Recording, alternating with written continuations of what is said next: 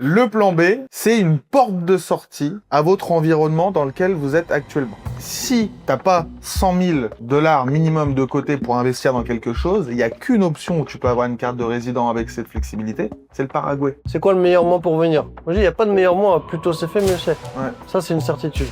Vous êtes en France, vous vivez en France, vous sentez pas du tout dans la bonne direction, mais si demain ça explose, qu'est-ce que vous faites? Hola, bienvenue sur la chaîne de Résident Paraguay, nouvelle vidéo avec Matt. On va aller voir quelques points news rapidement. Ouais. Ensuite, on va parler du client de la semaine, un peu son profil et pourquoi il est venu au Paraguay pour faire sa résidence. Et ensuite, on ira sur pourquoi se construire un plan B Ouais. et pourquoi le Paraguay est un bon choix. Et puis à la fin, on répondra à la question de la semaine qui a été posée par un abonné. Ok, c'est parti. Allez, vas-y. Du coup, point news, on va parler un peu plus d'économie aujourd'hui. Ouais. De croissance. Donc tu me disais, je crois c'est en juillet. Fin juillet, 5,2 de croissance à la fin juillet. Ok, donc honnêtement c'est énorme. C'est énorme, c'est très élevé pour un pays d'Amérique latine. Ouais. C'est le pays avec les plus de croissance aujourd'hui en Amérique latine. 5,2. On était sur du 4, 4,5 vers le début de l'année. Et là, on voit que ça va de mieux en mieux. C'est ça. Ouais, donc super intéressant. Alors moi j'aime bien toujours mettre un peu en perspective parce que les taux de croissance parfois ça dépend comment on l'utilise, mais c'est vrai que si tu dis un pays comme le Brésil, bah forcément le taux de croissance c'est plus difficile parce que c'est déjà vachement développé. C'est vrai au Paraguay il reste quand même encore beaucoup de choses à faire. Ouais. C'est pas non plus, c'est pas Dubaï, hein. Mais c'est très prometteur en tout cas pour l'avenir. Ça veut dire que oui il y a beaucoup de choses à faire, mais on va dans la bonne direction. Ouais. Et moi honnêtement je le vois de fou. Petite anecdote. Je suis retourné à un quartier qui s'appelle Loma Pita, donc c'est juste brésilien. nord d'Asunción, à la frontière avec Mariano. Donc j'étais à l'époque j'habitais dans une maison là-bas pendant un mois et demi. Ah ouais, je savais pas ça. Si on m'hébergeait là-bas. Ah ok. Ouais. Et dans la même rue où j'étais, à l'époque il y avait que des maisons. Et là j'y suis retourné. Il y a 2 immeubles qui ont apparu nulle part. Ouais. Quoi. Ah, ça m'étonne pas. Alors, sachant qu'on parle beaucoup d'immeubles dans le centre exécutif, dans les nouveaux quartiers, mais Loma Pita, c'est pas du tout un quartier Non, tendance. C'est le quartier des Brésiliens qui étudient en médecine, qui sont proches de Mariano, voilà. C'est ça. Donc, c'est un quartier beaucoup plus populaire, avec des prix beaucoup plus accessibles. Ouais. Et même dans ces quartiers-là, ça construit énormément. Ouais, même dans ces quartiers-là, ça se développe. Donc, ça va être plus des immeubles de banlieue qui sont destinés justement beaucoup aux étudiants dans cette zone-là. Mais voilà, il y en a pour tout le monde, entre guillemets. Il y a des besoins partout. Ouais, tout à fait. Et d'ailleurs, je suis tombé sur quelques projets qui sont passés sur mon feed Instagram, de projets immobiliers, de résidences exclusivement pour les étudiants, justement, dans ces zones-là. Donc, c'est bien, parce que même si les promoteurs s'y mettent aussi à développer les zones, c'est intéressant. Mais justement, moi, j'en parlais avec quelqu'un avec qui on travaille, Joaquin. Je pense que tu vois de Zuba. De Zuba, ouais. Lui, justement, il voudrait développer un projet comme ça. Donc, dans ces zones un peu... Justement, à Mariano. À Mariano, ouais. Et le but, c'est vraiment de cibler les étudiants brésiliens parce que c'est une très bonne cible pour... bon, alors le but, c'est de vendre à des investisseurs. Mais les gens qui vont louer derrière, ça va être les étudiants. Ouais. C'est une très bonne cible parce qu'en fait, les étudiants brésiliens, ils viennent au Paraguay parce que c'est beaucoup moins cher. Et bon, forcément, en termes de logement, ils gagnent un peu plus, ils ont quand même un peu plus de moyens. Donc, ils peuvent très bien se permettre de se payer un appartement. Ouais, totalement. Enfin, se payer, j'entends se louer. Certains même acheter, mais plutôt se louer. Ouais, totalement. Alors après, on est sur des loyers qui sont assez bas. Hein. On va être sur du 150, 200. 2 millions max, ouais, 200, 250 grand max. Je suis tombé sur une vidéo d'ailleurs où ils interviewaient des étudiants brésiliens. Ils leur demandaient combien ils dépensaient par mois. Ouais, alors, intéressant ça. Ouais, alors les étudiants brésiliens, ils dépensaient en moyenne dans la vidéo, c'était 3000, 3500 reais. Donc on va voir à quoi ça correspond. 300, 400 dollars? Ça fait 500, 3500 reais, ça fait 550 euros. Ah oui, quand même. Donc ils dépensent en moyenne 500, 550 euros par mois à étudier médecine au Paraguay. Bon, en vrai, le loyer, la bouffe, etc. Non, tu fais un loyer, on va dire à peu près la moitié en loyer. 200, 250. Et ouais, après un peu de loisirs quand même et la bouffe. Ouais, non, c'est cohérent. Ouais, c'est à peu près ça, ouais. Clairement. Ok, c'est super intéressant ça. Ok. Voilà, par rapport à la croissance, tu voulais rajouter un truc? Ouais, moi je pense à un autre point. Ouais. C'est vrai que par rapport à la dynamique du pays, on voit que moi je suis le président Peña sur Instagram, je vous invite à le suivre. Non, c'est intéressant, ouais. Son contenu en plus. Ouais, c'est super. Ouais. Et je le vois souvent, là il était en Suède potentiellement pour faire des deals avec des entreprises, que des entreprises suédoises viennent s'implanter ici. Là récemment avec les Émirats, ils sont aussi en négociation pour parler pour tout le secteur aérien. Ouais. Donc ça parle un petit peu avec tous les pays, c'est intéressant. Le Paraguay est très ouvert business international. Enfin, oui et non. C'est ça un peu, c'est ça un peu le truc, c'est que donc on le sait, le Paraguay reconnaît Taïwan, fait énormément de business avec Taïwan et normalement ils vont commencer à produire ici les petites puces là. Ah ouais, les microchips. Ouais. Ok. Ouais, j'ai vu une info passer là. Donc, ok, très intéressant, mais c'est pas pour autant qu'ils font pas de business avec la Chine. Ils font énormément de business avec la Chine aussi. Le président disait, nous, c'est pas parce que nous, on fait du business avec tout le monde. Mais c'est clair. Donc, dans un sens, ils font ça, donc ils vont en Suède, ils vont dans les autres pays, ils essayent de voilà faire avancer l'économie, mais de l'autre côté, ils sont quand même un peu, ils font attention à qui ils ramènent au Paraguay. T'as pas de grosses entreprises internationales de grande distribution, par exemple. Non, c'est Tu vois, vrai. t'as pas de Carrefour, t'as pas de choses comme ça, alors qu'ils sont implémentés au Brésil, partout Ouais, en Argentine, on en a. Argentine.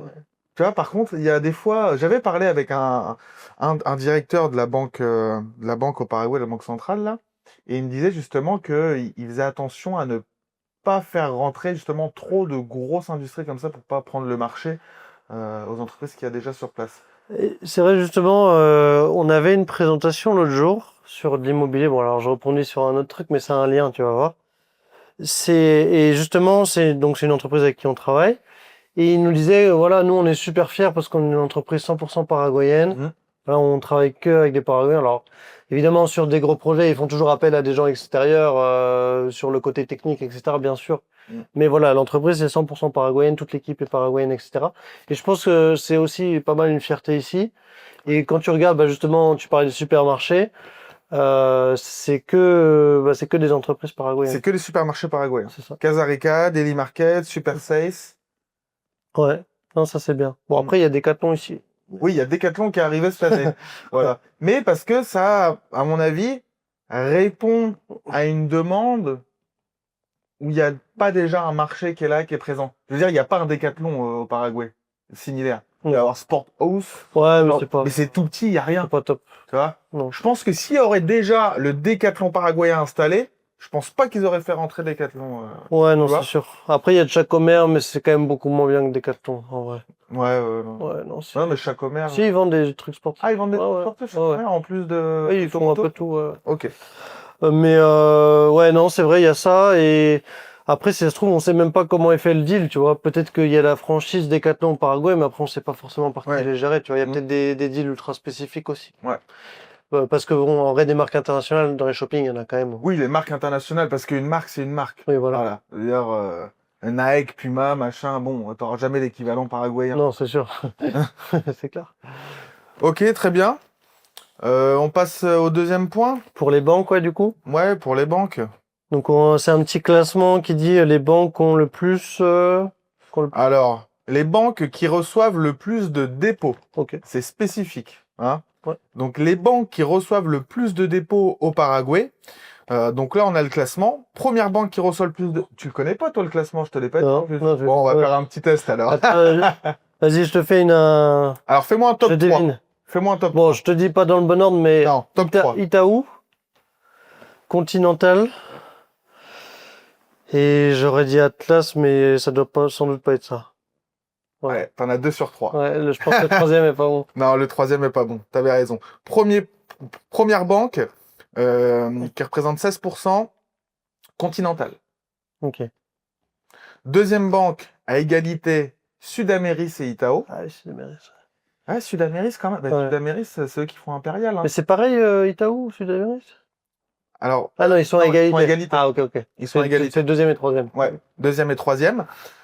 Et ensuite, on a GNB Et ça, c'est beaucoup moins connu, hein. et BNF. Pareil, j'en Pareil. jamais parlé, quoi. On n'en entend pas trop parler. Mais c'est plus paraguayen, ça. Ouais. Et après, on a Ueno, Atlas, Bassa et Familiar. Enfin, quand je dis paraguayen, c'est plus, peut-être moins connu par les expats, mais plus par les Paraguayens. Ouais. Mais moi, Ueno, que je vois en 5e position, alors qu'ils ont ouvert quoi, il y a 2 ans, Ah non, c'est ouf. c'est ouf quand même, hein. Non, c'est clair. Mais oui, principalement Continental, Sud-Amérique, Citao, et GNB, BNF. Ok. Donc je pense que c'était quelque chose d'intéressant à voir parce que ça nous montre dans quelle banque les gens font confiance. Ouais, c'est clair. Parce que là, on est sur le nombre de dépôts. De toute façon, Tous Itaú, les jours, Sud-Amérique, tu vois. moi, des gens qui font du business, c'est des banques que j'entends le plus en Ouais. général. Ouais. Sud-Amérique, on n'est pas chez eux, faudrait qu'on aille voir quand même ce qu'ils racontent. Continental, on n'avait pas eu une bonne expérience, on avait déjà parlé en vidéo, mais c'est toujours pareil. Les expériences avec les banques, c'est individuel et ça dépend qui t'as en face de toi.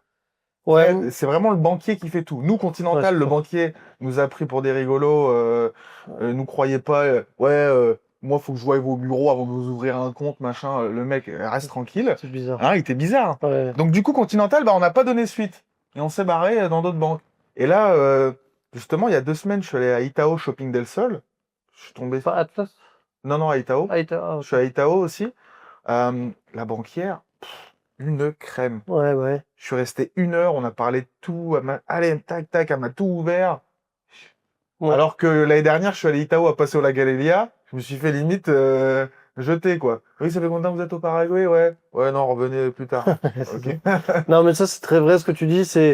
L'expérience est très variable selon sur qui tu tombes. Ah. Donc, tu vois, moi, je parlais du coup avec le patron des voiles. Donc, c'est un bar possédé par un Français, Eric. Eric, ouais. Enfin, il a plein d'autres business. Il fait énormément de choses super intéressantes. Et il me disait, moi, je peux te présenter du monde, c'est-à-dire un conseiller. Après, les banques, ça dépend vraiment des moments, quoi. Parfois, ça va être bien, parfois, ça va pas être bien, ça dépend. Ça peut très bien se passer et demain, va y avoir un problème. Ouais. Ça dépend sur qui tu tombes, quoi. C'est ça. Ben moi, Atlas, pourquoi j'étais pas allé chez eux? Parce que j'avais eu un retour comme quoi c'était pas bien. Et je me dis, bon, je vais quand même aller voir. J'y suis allé, ça s'est passé super. Ils m'ont ouvert tout, tac, l'application, elle est top. Ouais. Donc ça dépend vraiment. Mais je pense que c'était intéressant de voir un peu ce petit classement des banques. Vous, au moins, ça vous donne un peu une idée sur les banques qui reçoivent le plus de dépôts ici. De toute façon, pour reprendre juste la banque la plus accessible que vous aurez au début, c'est Ueno. C'est la seule banque aujourd'hui vraiment qu'on peut ouvrir juste avec une cédula. C'est ça. Après, là, on commence à avoir des contacts de banques potentiellement qu'on peut ouvrir juste avec des passeports, mais ça demande énormément de justification. Vous allez devoir fournir toutes les preuves de revenus, tout doit être apostillé, donc c'est quand même assez compliqué. Pour avoir des comptes internationaux, vous pouvez recevoir de l'argent de l'étranger, etc. Attention, maintenant, ils proposent des petits comptes bancaires que vous pouvez ouvrir seulement avec vos cédulas, notamment Continental, etc. Sauf que c'est ou à GNB, sauf que c'est des comptes très restreints. C'est-à-dire peut-être que vous êtes limité à 500 € de mouvement par mois, quoi. C'est ça. Grosso modo, si quelqu'un veut vraiment un compte international, enfin pas euro, mais dollar, guarani, dans tous les cas, il faut au minimum déjà dans un premier temps un cellulaire, ensuite avoir son RUC, numéro fiscal, 6 mois de déclaration. Ouais. Ça c'est. Et après au moins vous êtes tranquille. On n'y coupe pas. Ouais. Il y a peut-être la possibilité, comme je disais, avec passeport, mais c'est quand même assez lourd. Si vous êtes retraité aussi. Si vous êtes retraité, il y a possibilité d'ouvrir des comptes ici. Il faut faire apostiller vos pensions, vos retraites. Et puis, il y a possibilité d'ouvrir des comptes. Mais c'est un processus. Le monde bancaire, pour moi, est en train de s'améliorer. Ouais. Mais ça prend quand même un peu de temps, quoi. Ils sont un peu plus flexibles. Ouais, ça commence à devenir de mieux en mieux. Ouais. On verra dans les années qui viennent. On espère que ça sera vraiment beaucoup plus facile. C'est ça. Ok, très bien. On va passer aux clients de cette semaine. Ouais. Je pense que c'est important. Dans chaque vidéo, on va vous donner un peu le profil d'un client comme ça. Donc cette semaine, client français, agence de pub. Il vit en Amérique latine. Il a des clients un peu partout. Dubaï, États-Unis, France, etc. Et il veut se faire un plan B. Donc il veut se faire un plan B qui potentiellement il peut activer par la suite si aussi il veut réduire son imposition. Ouais. Donc là pour l'instant, sa fiscalité, elle est je sais pas où, il se débrouille, il fait ses trucs, mais il paye des impôts. Le fait de venir ici, il fait sa carte, il a un plan B, à tout moment il peut activer sa résidence fiscale si un jour il décide de passer un peu plus de temps ici et puis d'optimiser tout ça. Donc là, c'est vraiment, d'habitude, on a les personnes qui veulent faire un plan B et les personnes qui veulent réduire leur imposition. Et lui, c'est marrant, c'est que voilà, il fait le plan B au cas où pour activer l'imposition. Donc il y en a aussi qui choisissent cette voie. Mais pour moi, je trouve ça intéressant et pertinent, même si c'est pas activé tout de suite, je trouve que c'est très pertinent. On en parlera aussi juste après. Parce que déjà, aujourd'hui, on a des règles qui sont quand même exceptionnelles pour pouvoir rentrer dans le pays, commencer à faire ses démarches, etc. C'est très simple. Mm. Et on peut pas prédire l'avenir. On sait pas ce qui va se passer. Donc, peut-être que demain, ça sera plus le cas. Ouais. Quand je dis demain, c'est au sens large. Ouais, ouais. Voilà, donc ça, c'est la première chose. Et deuxièmement, comme on l'a dit, par exemple, ne serait-ce que vis-à-vis des banques, tu veux ouvrir tes comptes, etc. Il te faut 6 mois de déclaration, il te faut ta cédule-là, donc ça prend quand même du temps. Donc tu démarres tes démarches maintenant. Ça va te faire gagner du temps pour ton avenir si tu décides de t'engager un petit peu plus au Paraguay. C'est ça, parce que là, il aura plus qu'à activer la carte Paraguay, il aura pas besoin d'attendre, etc. Boum, il aura déjà pris de l'avance là-dessus. C'est ça, et pareil, 2 ans, au bout de 2 ans, la permanente. Donc potentiellement, si ça se trouve, là, pendant 2 ans, il va rien activer. Mais le jour où il décide d'activer, bah, il aura peut-être déjà la permanente de fait. Comme ça, il est super tranquille. Ouais. C'est beaucoup plus simple. Ouais, totalement, ouais. Voilà. Et bon, après, bon, même ceux qui veulent la citoyenneté par la suite, au moins, vous avez déjà toutes les démarches qui sont engagées, quand on parle de résidence, quoi. C'est beaucoup plus simple. Non, mais c'est vrai, autant la faire pendant que c'est encore disponible. Et puis, on en parlait justement avec ce client et je lui disais, c'est pas comme si tu avais le choix entre le Paraguay et 10 autres pays pour faire une carte de résident. Non. Il n'y a pas. Ah non. C'est si t'as pas 100 000 $ minimum de côté pour investir dans quelque chose, il n'y a qu'une option où tu peux avoir une carte de résident avec cette flexibilité, c'est le Paraguay. C'est tout. Tu vois? Donc autant la faire parce que de toute façon, il n'y a pas d'autres offres comparables. C'est clair, et ça va pas durer 50 ans, quoi. À un moment, il va se passer quelque chose, quoi. C'est ça. Justement, ça fait penser à l'autre client qu'on a reçu hier. On demande souvent un peu aux gens comment est-ce que vous avez connu le Paraguay, etc. Et souvent les gens, en fait, au début, ne cherchaient pas le Paraguay. Ah oui, oui. En fait, ils cherchent d'autres pays qui sont peut-être plus connus. Ouais. Et par hasard, ils tombent sur les vidéos. C'est ça. Et au final, les gens ont des idées dans la tête parce qu'il y a des pays beaucoup plus connus que le Paraguay. C'est ça. Ben lui, il recherchait l'Uruguay. Il est tombé sur le vlog que j'ai fait en Uruguay sur ma chaîne, où dedans, je parle du Paraguay. Et du coup, il a dit, oh, Paraguay, tiens, je connais pas. Et du coup, il a été voir. Et hier, on a fait ses papiers. C'est ça. Mais au final, quand les gens font vraiment des recherches poussées, bah, ils se rendent compte qu'en fait, il n'y a pas 50 solutions, quoi.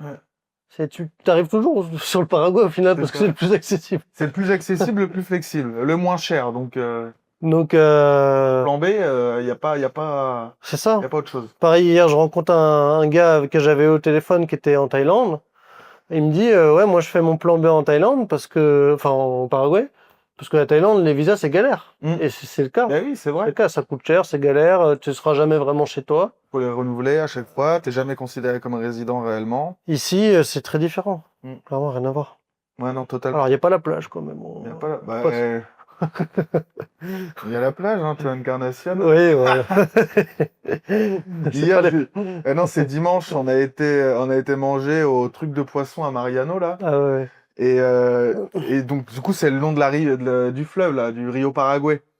Et du coup, on a été se promener un peu en bas, il y avait des plages. Ah ouais, c'est des plages. Ouais. C'est des plages de pêcheurs, quoi. C'est moche, quoi. C'est pas terrible. Mais bon, voilà pour le plan B. Et je pense que ça fait longtemps qu'on n'avait pas parlé du plan B, justement, de pourquoi les gens veulent un plan B, comment l'activer, etc. Je pense qu'on peut enchaîner un peu là-dessus. Ouais. Alors, qu'est-ce qu'un plan B? Je te laisse en parler, c'est plus spécialiste.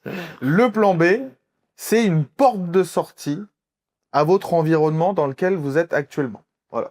Vous êtes en France. Vous vivez en France, vous sentez qu'on va pas du tout dans la bonne direction. Mais si demain ça explose, qu'est-ce que vous faites? Où est-ce que vous allez?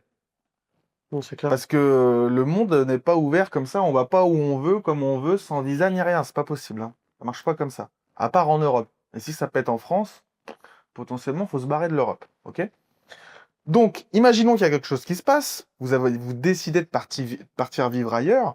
Si vous partez dans n'importe quel pays, vous allez avoir 3 mois maximum. Généralement, c'est ça. Vous avez 3 mois, faut ressortir pour rentrer 3 mois, etc. Le fait d'avoir une carte de résident au Paraguay, ça vous donne la possibilité de devenir résident du pays, d'y vivre autant de temps que vous voulez, Et aussi, normalement, de ne pas être bloqué aux frontières, parce qu'imaginons que demain, il y a un Covid qui revient. Si vous dites, moi je pars de France, je vais au Paraguay, pourquoi? Ben, parce que là-bas c'est libre, d'accord, mais vous êtes résident, vous avez un passeport, vous avez quelque chose? Non, non, j'ai rien. Bah non, vous y allez pas, monsieur. Non, c'est ça. C'est fermé, le pays. Que Par ça contre, soit si vous dites, bah, attendez, regardez, je suis résident du Paraguay, moi j'habite au Paraguay, hein. que ça Là, soit ils des vous deux laisseront côtés. passer. Que ça soit des deux côtés, que ce soit pour le pays Oui, pour partir, mais aussi pour arriver. tout à fait. Ils vont pas vous laisser rentrer.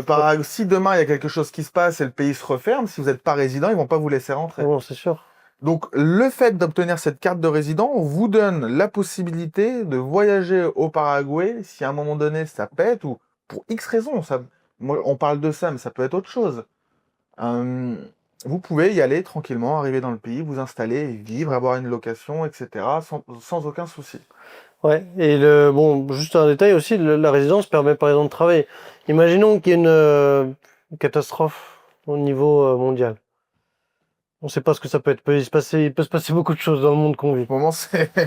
Bon, déjà vous pouvez rentrer dans le pays. Le pays va potentiellement vouloir fermer ses frontières, mais il va fermer ses frontières aux non-résidents. Si vous êtes résident, vous pouvez rentrer. Voilà, vous avez un CDI en France, vous êtes obligé de tout quitter.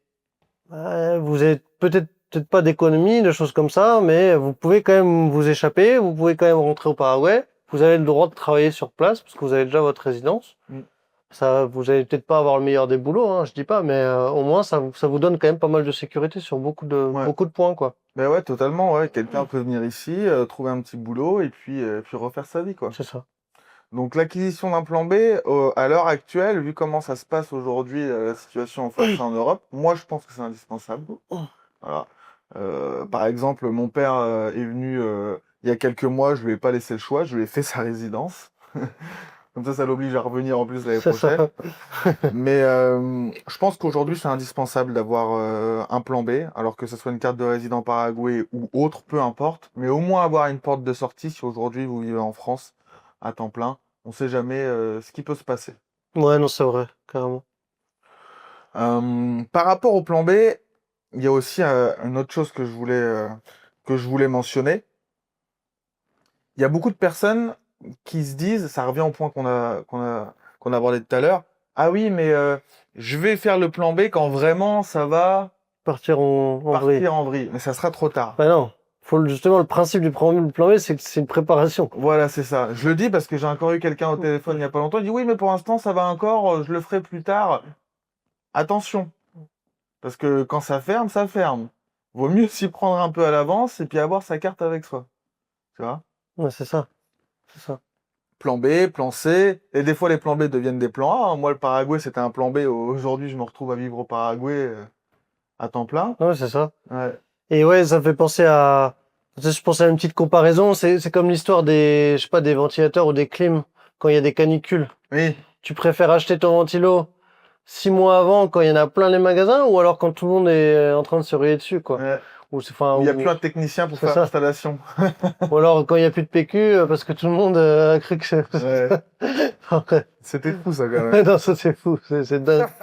Non mais je veux dire, au moment où ça va aller mal, c'est justement le moment où faut que tout soit prêt. Il faut que tout soit prêt. Parce que sinon tu vas avoir énormément de problèmes. Ouais. Tu vois, les gens deviennent fous. Tu prends l'exemple du PQ, genre, c'est une dinguerie. Genre, comment c'est possible, quoi. Ah ouais, non, mais les gens pètent les plombs. Genre, les gens sont devenus malades, Non, quoi. les gens pètent les plombs, ouais. Genre, Ah. c'est- Mais voilà un plan B. Il y en a qui ont des plans C, des plans D, des plans E. On en a hein, dans nos clients qui ont de multiples cartes de résident, de multiples Ah oui, oui. passeports. Non, c'est clair. On n'est jamais trop prudent. Ouais, moi je suis pas. Toi t'es plus comme ça, moi Ouais. je suis un peu moins comme ça. Ouais. On a plusieurs manières de voir les choses. Ouais, tout à fait. Mais même moi, de base, je suis pas venu au Paraguay pour flamber. Bah, honnêtement, c'est un argument que j'entends parfaitement et que je trouve qui est tout à fait valable, surtout dans le monde actuel. Ouais. De base, j'étais pas parti pour ça, mais quand j'ai découvert ce que c'était un plan B, parce que moi de base, je savais pas ce que c'était. Franchement, je trouve oui, non, Oui, t'es venu pour t'expatrier, toi, C'est ça. directement, ouais. C'est vrai que si j'étais resté en France tout le temps, à voir ce qui se passe aujourd'hui, ouais, peut-être que ça aurait pu clairement être pertinent pour moi, clairement. Très bien. Question de la semaine Ouais. du client. Pour terminer, Alors, il y a plusieurs personnes là qui m'ont contacté, et c'est pas une question, c'est plusieurs fois la même question. Attention, la carte de résident au Paraguay, ça va se terminer, il faut venir au plus vite pour faire les papiers. C'est faux. Je ne pense pas personnellement. Pareil, c'est une analyse qu'on fait nous. Ouais. Aujourd'hui, la carte de résident est accessible. La loi a déjà changé il y a 2 ans. Ouais. Cette année, on est dans l'application de la nouvelle loi par rapport à la carte de résident permanente. Ça. Donc, à partir du moment où moi je me dis on est dans l'application de la nouvelle loi de cette année, ils vont pas refaire des changements tout de suite. C'est ce que je pense, premièrement.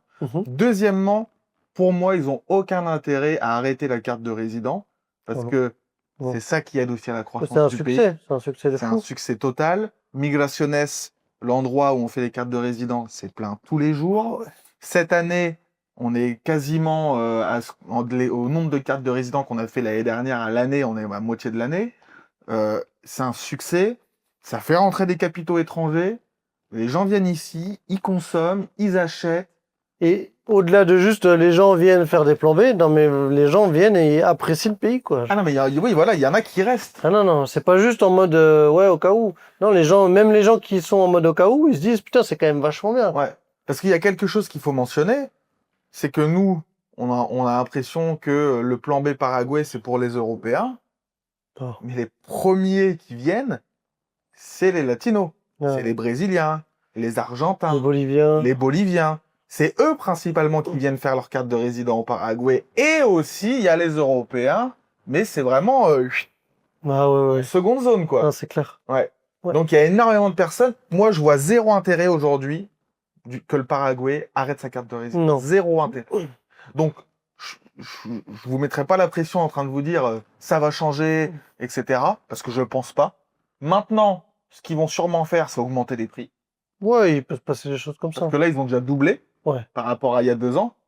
Alors, ils ont déjà doublé les prix par rapport à il y a 2 ans. Est-ce qu'ils vont leur doubler par la suite? Sûrement. Ouais. Parce que c'est vraiment pas cher aujourd'hui. Mais je pense pas qu'il a stop. Non, je pense pas qu'il a stop non plus.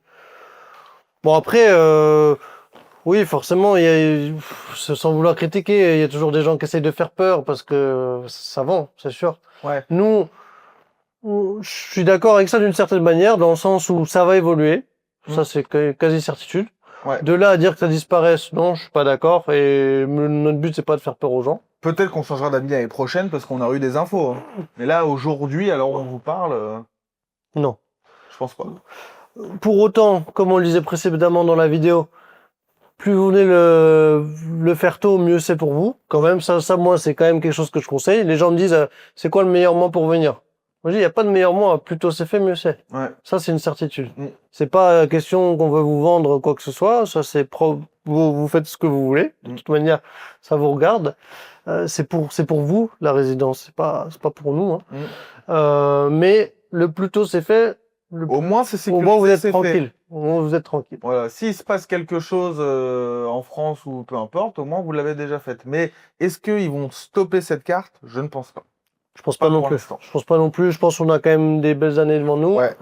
Après, oui, au fur et à mesure que des gens rentrent, il y aura sans doute des lois supplémentaires, il y aura sans doute des restrictions supplémentaires. Des documents en plus, ce genre de choses. Ça, c'est juste la suite logique. Ouais, il y aura peut-être une preuve de solvabilité qui arrivera plus tard. Pour l'instant, il n'y a pas. Non. Tu vois, peut-être que plus tard, on vous demandera, bon bah ok, mais est-ce que vous avez de l'argent déjà de côté avant de venir? C'est ça. Donc après, non, pour moi, il n'y a pas vraiment de faux mots, mais pensez quand même à ce que vous voulez construire sur le long terme et plus vous démarrez tôt, plus vous serez tranquille, quoi, grosso modo. Ouais. Ça, c'est, voilà, on peut pas dire l'inverse, quoi. Ouais. D'accord. Non, bah, très bien, on finit là-dessus? Ouais, on finit là-dessus. N'hésitez pas à mettre vos questions pour la prochaine fois. On essaye de faire ce format une fois par semaine. Ouais. Donc, voilà. Voilà, n'hésitez pas à mettre en commentaire si vous avez des questions, s'il y a une news que vous voulez qu'on aborde, un sujet précis, etc. Et puis comme ça, on fera ça la semaine prochaine. Si la carte de résident au Paraguay vous intéresse, allez voir dans la description. Et sinon, on se dit à la semaine prochaine. Ciao. Ciao, ciao.